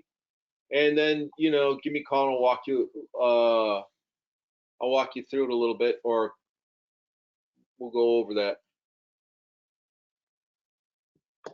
Thanks, Chris, for that. I'm sorry, I'm just looking at some of these. Douglas added in there that you could, regarding that reviewer's comment, someone asked, how do the people know that the reviewer reviewed it? You could put in, Doug, that's a great point. You can add a signature line for the reviewer at the bottom of every page if you want.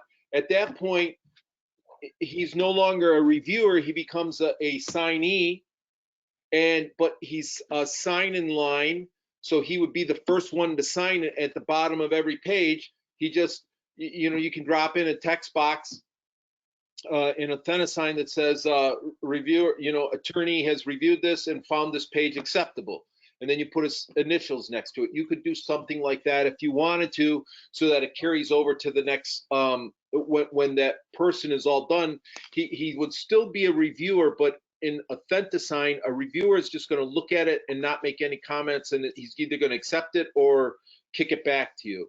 So if you want to drop in a signature block, you have to make them a participant, or you have to make them a signer, and just do a sign in line and put in his little initials at the bottom of every page. We'll let the following people know that the whoever the reviewer is has looked at that page and accepted it. Oh, Janice Plascon has a really good one. Can you show how to do document slicer? Now, just as a side note, I was trying to get to that really quick. And remember, we have a cheat sheet on that too in the MLS documents. Good. Because I know a lot of the companies do require, like KW requires their agents to slice up all of these documents, and this document goes to that person and to that folder, and really make you guys work really hard on submitting your documents.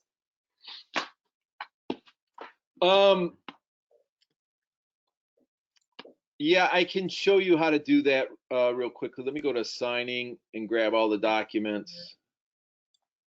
So now I'm going to add that cheat sheet to our documents here, our handouts. Document slicer. There we go. Okay, that is uploading. Thank you, Debbie. You're welcome. So everybody on the call, all 29 people should have that. Okay, let's see if I can do it with this one. Here's the final document. It's gonna let me. This was a PA I sent out to my buyer. You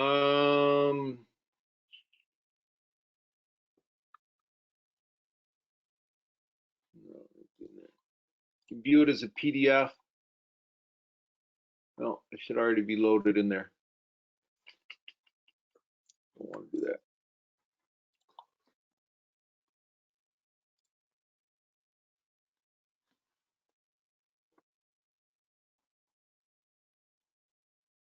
Is it new one? Oops. Uh-oh, didn't want to do that. So I'm gonna have to get, I'm not that familiar with the document slicer other than there's a tool on there that allows you to slice the documents and create different pages and separate them by pages, and I will brush up on that. The reason I'm not is because what I do is I save everything as a PDF, and then I just save the pages I want in that PDF file that I name, because I save everything on my desktop. So unfortunately, I need to learn how to use that. If you look over here, I have all my real estate transactions just for a little bit of housekeeping. And then here are all my 2020 transactions. I break them down by listings and offers. This one here, as you see, when I save, here's a PA packet that went out to the buyer to be signed, and when I sent it to the seller to be signed. So when they come back to me in, what just happened there? Oh, I popped it over here. Sorry, I got two screens going. When they come back to me and I take the final document, I open it as a PDF and just save the individual pages that I want, and then I send everything to the seller. It's similar to a PDF, similar to Document Slicer. I don't use Document Slicer, but I will get better at it and use Debbie's sheet there on how to follow it. That works really well if you're going to turn around and send everything out to be signed by the seller side. Most of the time, I'm sorry, the other side of the transaction.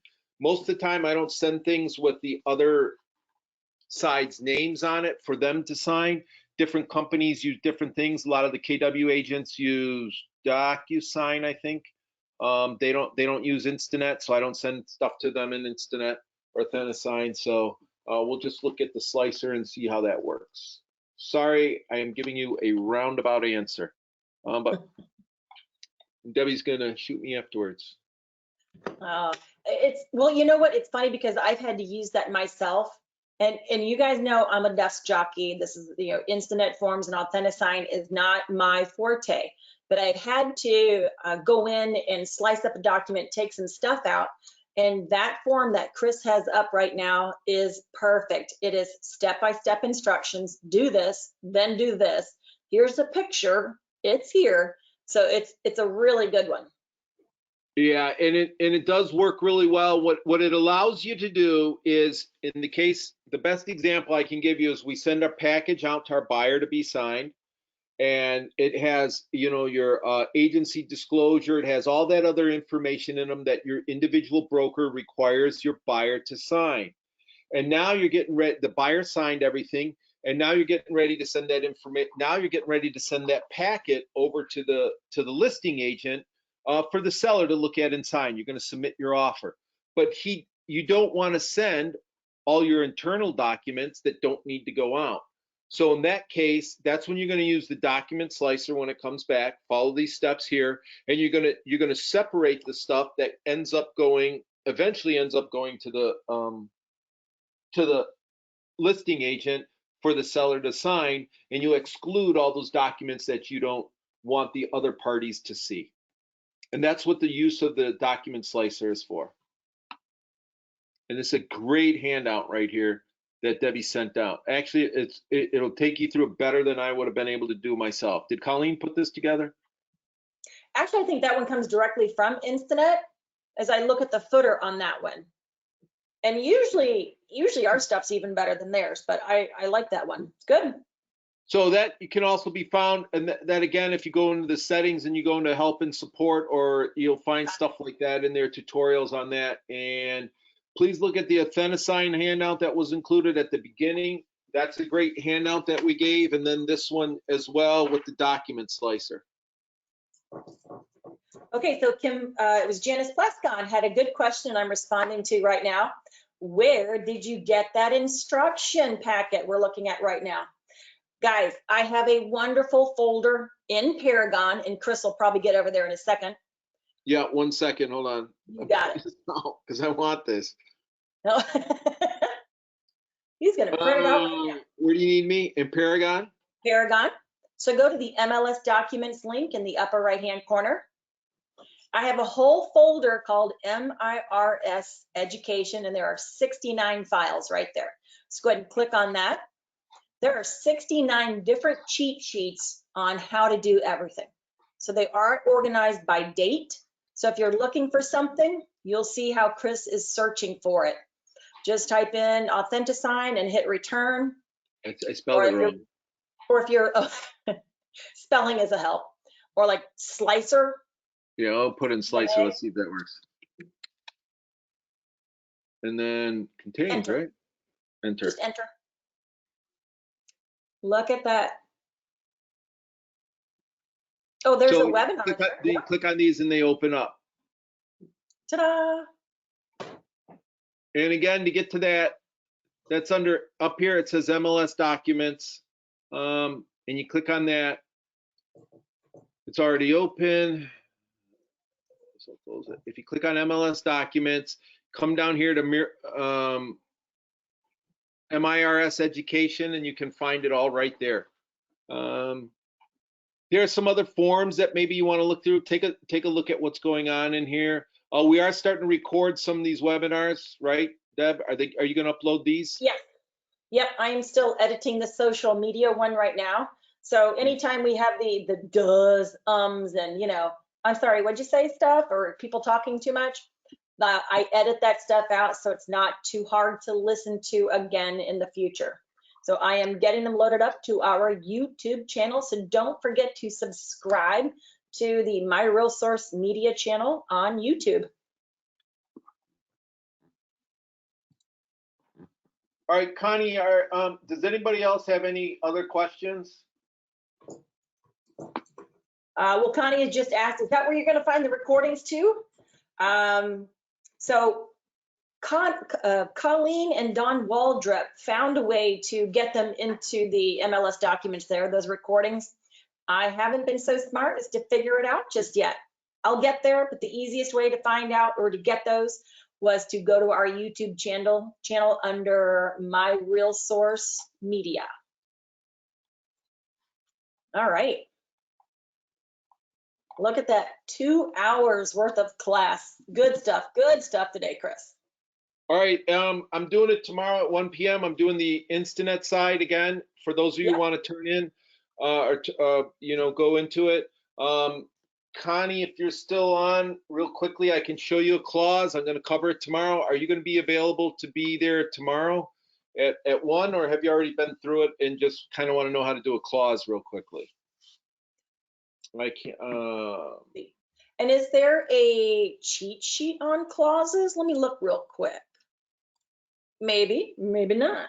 All right, Connie, I'll just show you tomorrow, and it'll flow a little smoother on how to, since you're going to be in the class tomorrow. And we don't have any cheat sheets on clauses. Actually, when you're in Transaction Desk, there is a help center there too. Clauses are really easy. They're just really simple to do. You'll see tomorrow. And it only works on certain documents. We'll go from there tomorrow. Anything else? we're good to go. We're seeing a lot of thank yous come in. Lots of thank yous come in. Awesome. You are welcome, everybody. We are so glad to keep you guys working in this COVID-19 new age of doing business. It really makes us get to where we've always been working to, doing digitally. I mean, I know we were a people service, but it looks like people service is going to be FaceTime, Zoom meetings, and webinars. Just the biggest takeaway is just remember that Instinet, you can create forms and you can edit them and you can do all that other stuff with them. Authentisign takes that form or document and creates an unchangeable document once it's emailed out. That cannot be changed, and that's what is going to stand up in the court of law. So that's the kind of the difference between the two in transaction desk. Anything that goes out is an uneditable PDF document in Authentisign. And as I discussed in both the Instinet class and here, if your broker says you don't need to witness it because you're not actually witnessing who's signing everything, please do not put your name in there, because Authentisign is the party responsible for doing the authentication that who signed it. And you could find yourself, consult with your broker / lawyer in a little bit of legal hot water if you said you witnessed an electronic signature and in fact you did not, and it should ever go to court. That's like worst case doomsday scenario, but I just want to point it out to you. And if nobody has any more questions, we'll see you guys who want to be on tomorrow at 1 p.m. All right, great. Deb, you take Thanks, control everybody. and shut it down or when you're ready. Okie doke. All right. Signing off, everybody. Take care. All right, bye. Bye-bye.